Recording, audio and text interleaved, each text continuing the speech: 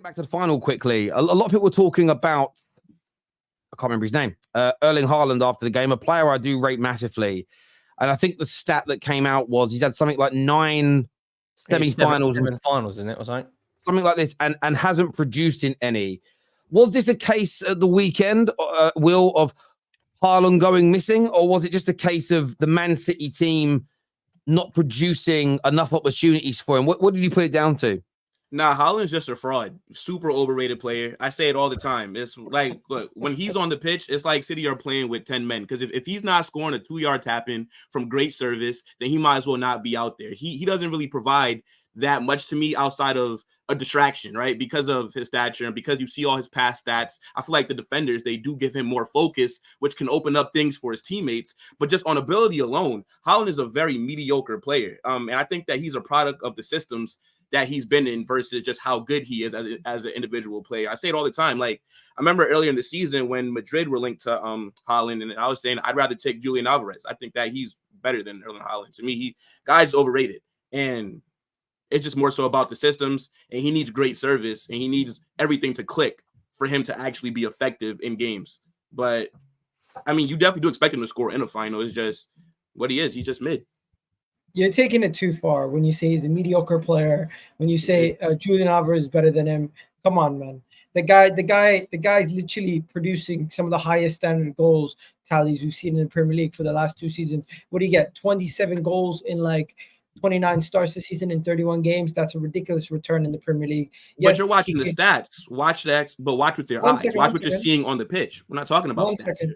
Majority of these games that Haaland is scoring, he's scoring in bunches, or he's scoring a winner, or he's scoring the difference maker, or as much as you want to make fun of tap-ins and you want to make fun of him scoring goals close to the net. Yes, his teammates are providing good service, but he also has amazing movement off the ball. I was in your camp when he was at Dortmund. I was criticizing him. I was saying, you know what, maybe he's not as good as he is. Maybe when we see him at the Premier League, we're going to criticize him more. But from what I've seen from him for the last 2 years, I can't call the guy a fraud. I think if you put Erling Haaland in majority of teams, he's going to put in a good return. And especially if you give him the service that he gets, he's going to get you a good return. In the cup final, you know what? There's players who drag their team through the thick in cup finals, and there's players who deliver in semifinals throughout the league. He just might be that guy who necessarily doesn't deliver in finals, but 90% of the season you can depend on him, and it doesn't diminish who he is as a player. That has nothing to do with what Will said, though. Will exactly said. No, I was bringing back to the main point. No, but the main point was him not scoring in 9 finals/semifinals, and Will's absolutely spot on, because to get to a final or a semifinal, you're most likely playing a higher level team, because the high level teams end up getting to semifinals and finals. And when he doesn't have any goals, I don't even have an issue with his goal scoring. I mean, to be very honest, he bullies the smaller teams. He has bullied a few big teams here and there, don't get me wrong. But the fact that you just have no impact in semifinals and finals just shows exactly what Will said.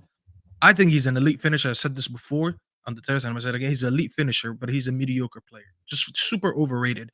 His overall goal game is non-existent. People like to argue, but yeah, he doesn't need to be a Harry Kane, as an example, who has a great hold of play, great passing range, this, and that. That's fine. But you got to just accept him for who he is then.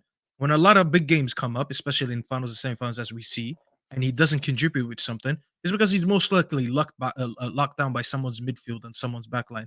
We've seen Rudiger put a shift on him a couple of times. You know, we've seen, bro, he got bullied by Martinez last game.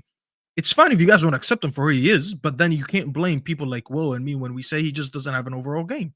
You're just going to have to get used to him scoring in other games where, yes, it will lead you to eventually winning trophies or whatever, because I'm not saying he doesn't contribute throughout the whole season, but you'll see a lot of stinkers against big games because he doesn't have the way to get involved in games.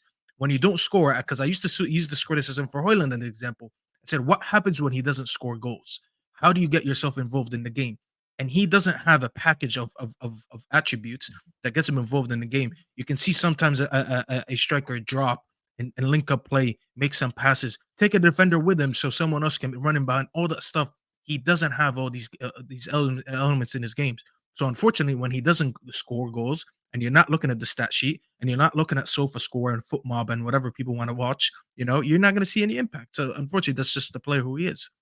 It's uncomfortable conversations because, like, sorry, when he comes up against physical centre backs, he's not really effective. And it's like, what if you're not scoring goals? What else are you contributing to the team? Like you just said, Staffy, like Harry Kane gets ridiculed because he hasn't turned up in the semi-finals or he has turned up in semi-finals, but he hasn't turned up in finals. But when he's not contributing goals, he's holding the ball up, he's playing it out wide, his playmaking ability comes out. And in that final against United, it wasn't just him that stunk out. Like Kevin De Bruyne overhit 3 or 4 passes. But Foden had, 2 opportunities in the box to control it, had a bad touch.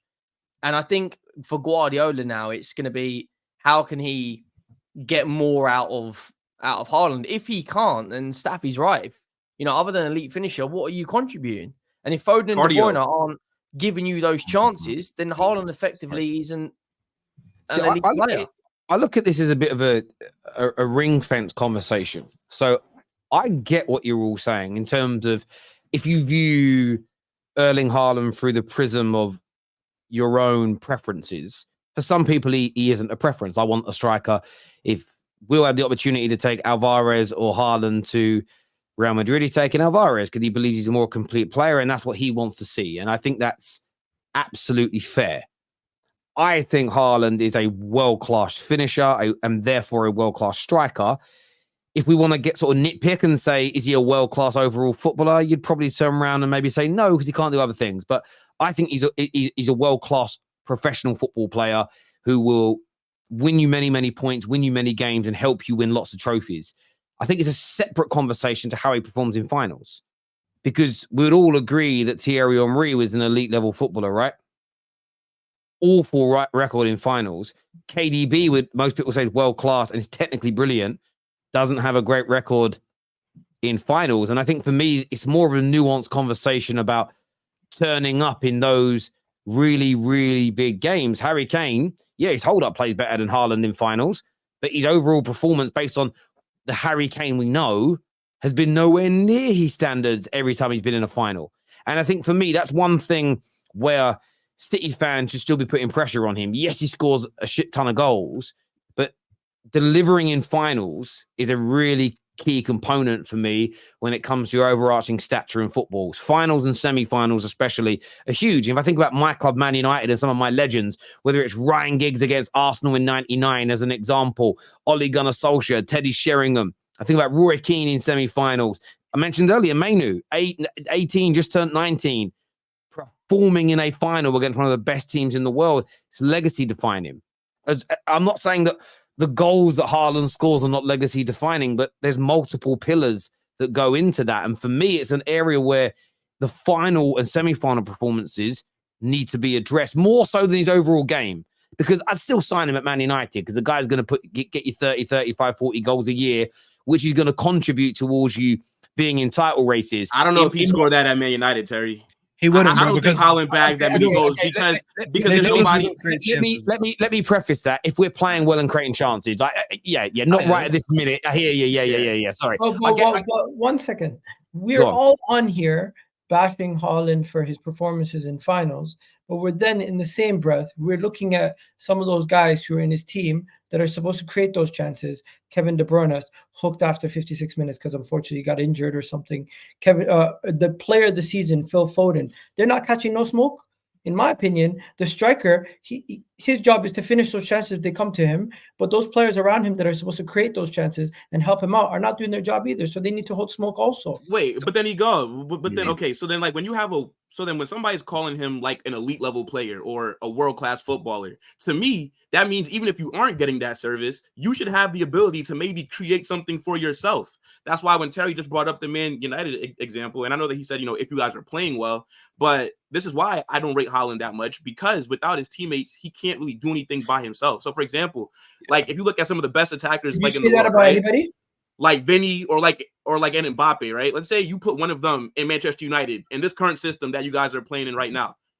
They would still be effective. They would still cause problems. If you put Haaland in this Man United team, if everything's not going perfect, he's basically invisible. Like I watch City games, I'll do like a watch along, and he would score a header, and that's the first time that I saw him all game. Oh, well, I don't even know who was playing because he doesn't. Who's the player at City? Who's the player at City that you think is that guy? Then is it Foden? Foden? Like, wait, in terms of the guy, like, Who's what the do you mean? player at City who you'd say is the one that takes the game by the scruff of the neck and wins it for them? I mean, Do you say it's Foden's Rodri? been that guy this year. Yeah, I Rodri. mean, yeah, right. Okay, Like Rodri. you guys, Rodri, Foden. In my opinion, the person who should be holding smoke is the player of the season.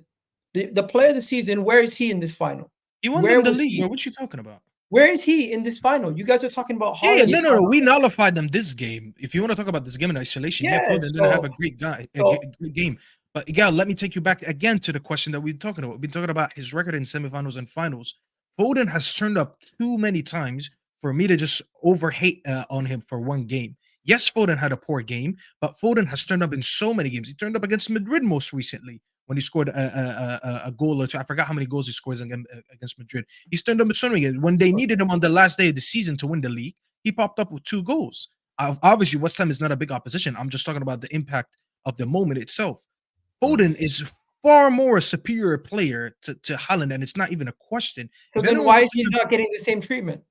No, but I if you just said he had for one the bad performance, game, Gal. But this is the Gal. I think the point you're missing there is I think that final games of the season or run-ins where you're scoring important goals, semi-finals and finals, it's about looking at the overarching. It's about having credit in the bank. So, for instance, I've seen Paul Scholes for Man United score in an FA Cup final. I've seen him score a big goal in a Champions League semi-final. It doesn't mean I expected him to do it every final and every single semi-final. He delivered. Beckham, I go to the 99 season in isolation, scored the equaliser at home against Tottenham. Andy Cole got the winner as an example.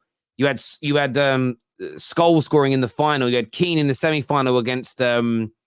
You had Ryan Giggs in the semi-final against Arsenal. Multiple players delivered. It didn't mean when Giggs and Beckham didn't score in the Champions League final, we said they ghosted. It's about what you do. And when you look at Phil Foden, and I haven't actually gone through and looked at all the stats of Phil Foden, if we're just going to put it down to stats, but I swear he scored in semi-finals, and he may have even scored in a final before.